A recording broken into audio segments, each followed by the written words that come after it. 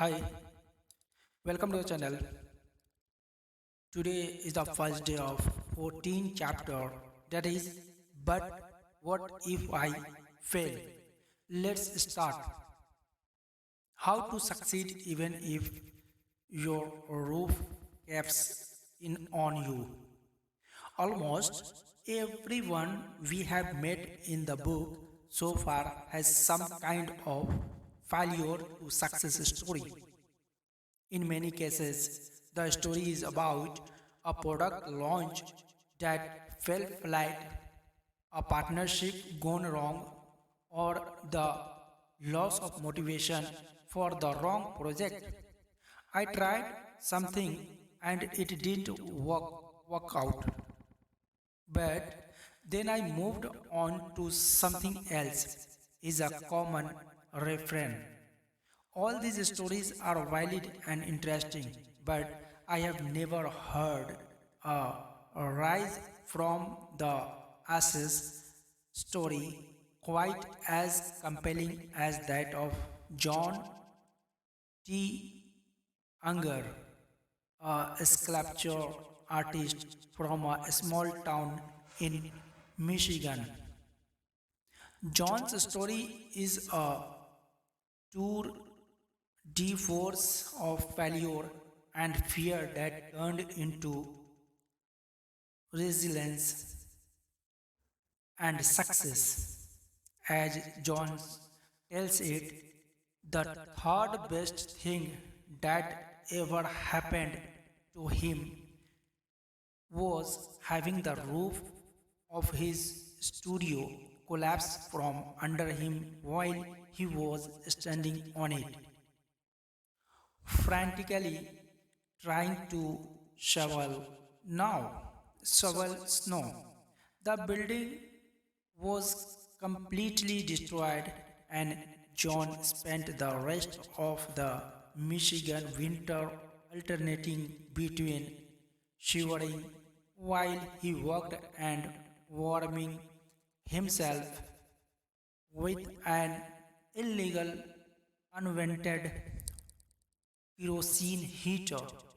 It was a nightmare scenario, but then a funny thing happened. The bank came out to assess the damage and gave him a $10,000 commission. John used the commission as a down payment on two buildings he had been trying to purchase for a while. I don't think the bank would have gone for the deal without the disaster, he says. It forced them to take a real look at my business instead of them just thinking of me as another broke artist.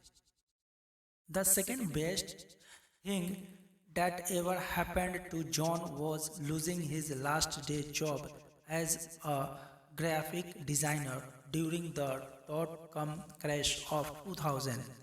The loss of the job led to the loss of everything else, his income, his girlfriend, his apartment, and even a piece of his thumb in an accident incurred while he was moving out of the apartment.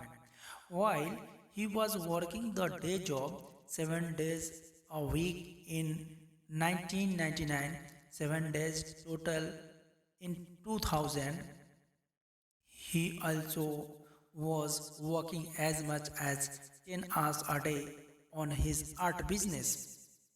After both of these experiences, losing the building and losing the day job, John was depressed and thought had heard about what to do next. His friends advised him to suck it up and find work wherever he could. But in rural Michigan those days, John knew that there wasn't much work to be found.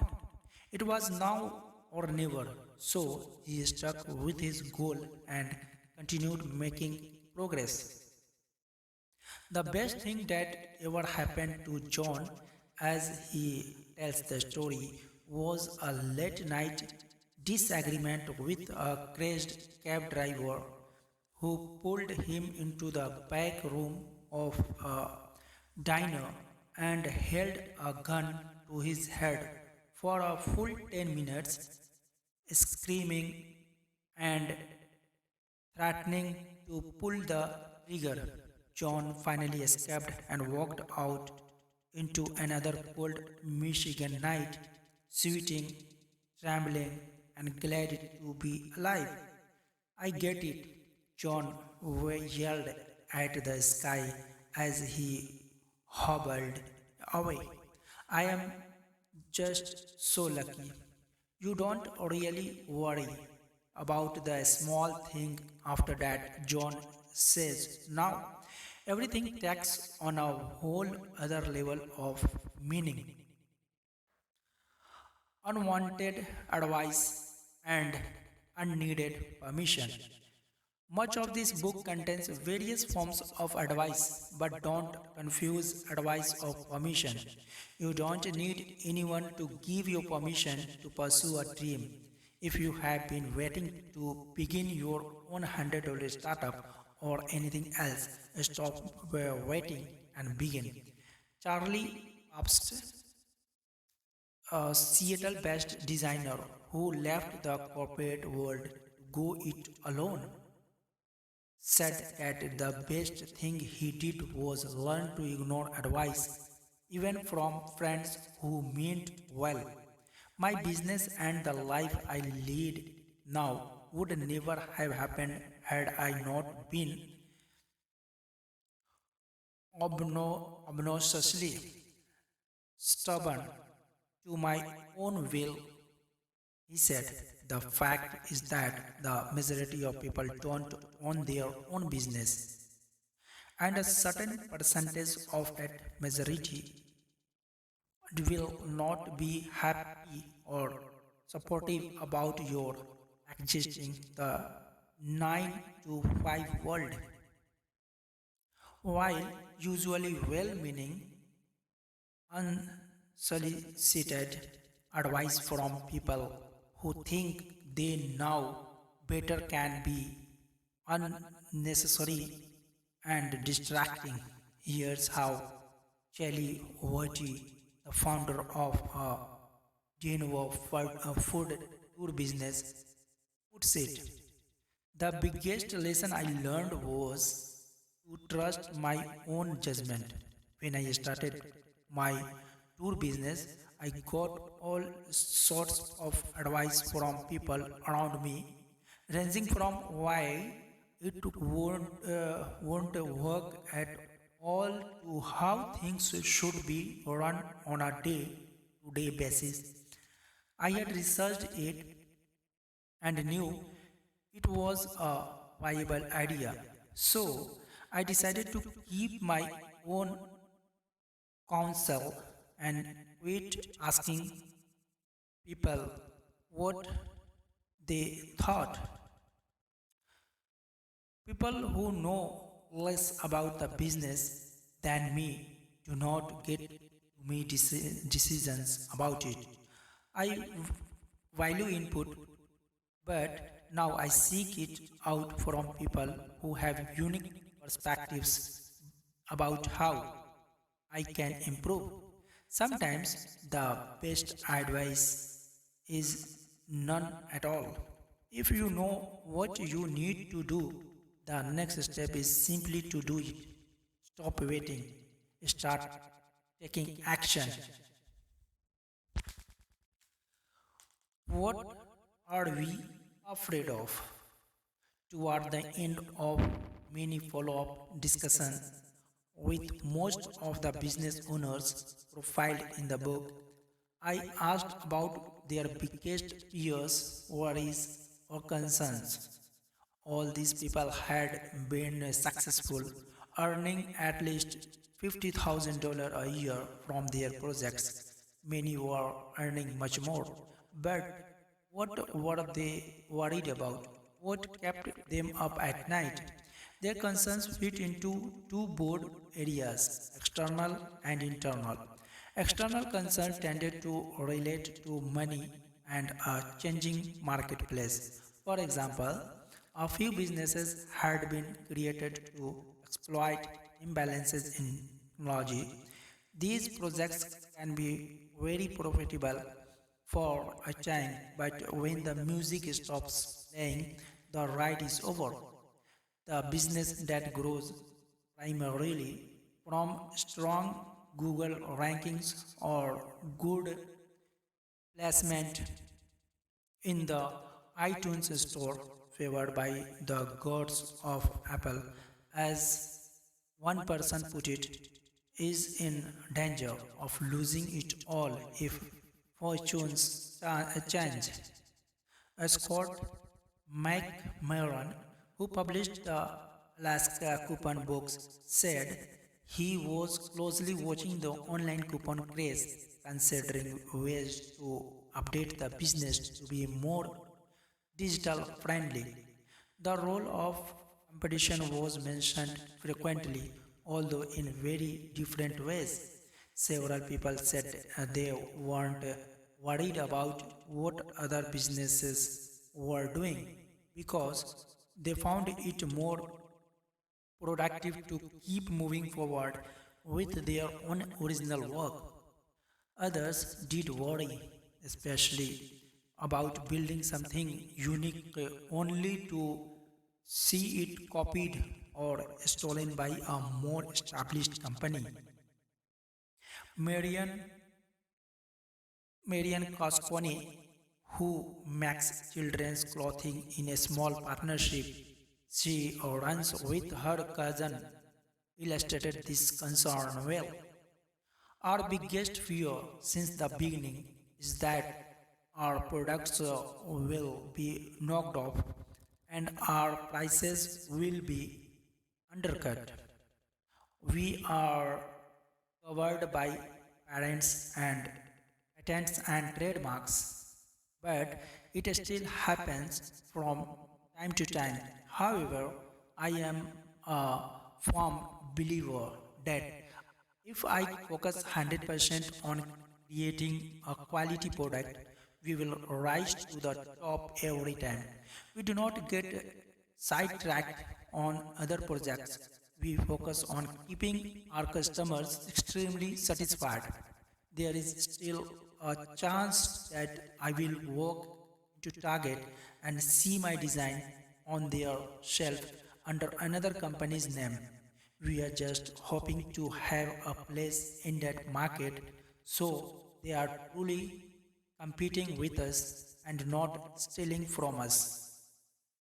Those who had expanded by hiring employees tended to worry about making sure they had enough cash flow and recurring income to keep the payroll going. If you own a solo shop and business tightens up, you may be able to tighten up along with it. But if you owe people a fixed amount of money on a fixed schedule, you can't do that.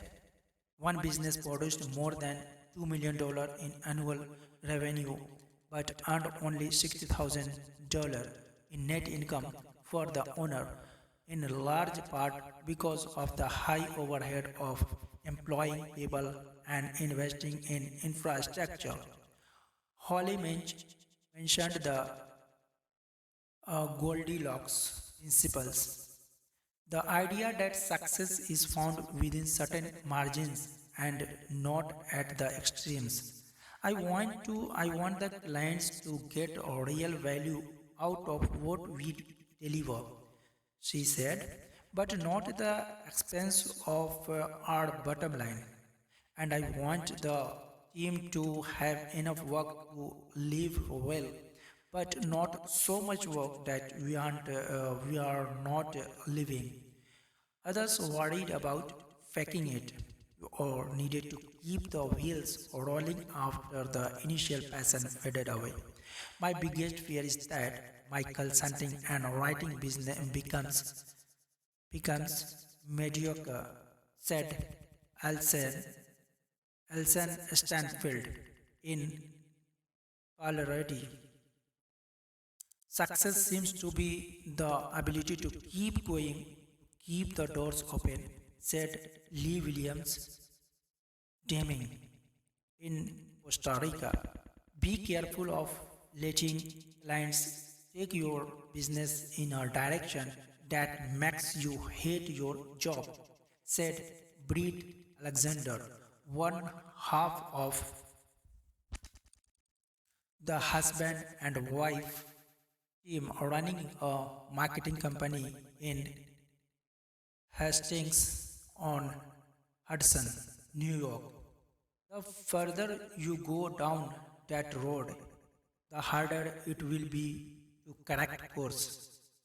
And it's really hard to quit your job when it's your own company. Digging deeper, the fears and worries were more closely related to issues of identity. I love my work, someone said, but what if I love only the work? Or what if the thing I love is no longer fun? Because now it's all work. Statements like these usually were followed by clarifying ones such as starting this business, no matter the eventual outcome, has been worth the energy, effort, and sacrifices it has taken thus far to get it off the ground. One of our case studies in a Canadian manufacturer said, I used to be afraid to fail. I wanted concrete numbers telling me that we weren't going to lose before I took the leap. But if nobody was going to die, even in the absolute worst case scenario, then what the hell was I so afraid of? I have never looked back. And a European designer was even more dramatic. Do you want to know the honest truth? In the early days, I almost expected my business to be a failure. I believed that it had to be that way because it is the first business I have ever run, and I know the biggest successes have the biggest failures behind them. It sounds it sounds worse, but I almost wanted it to fail so I could look back and say, yep, that one failed. But I learned from it. Fortunately or not, his business is doing just fine. Okay, we will start the moment they knew in the next session. If you are new on the channel, subscribe the channel and press bell icon so that you will get notification about new video upload. Don't forget to like and share. Thank you so much.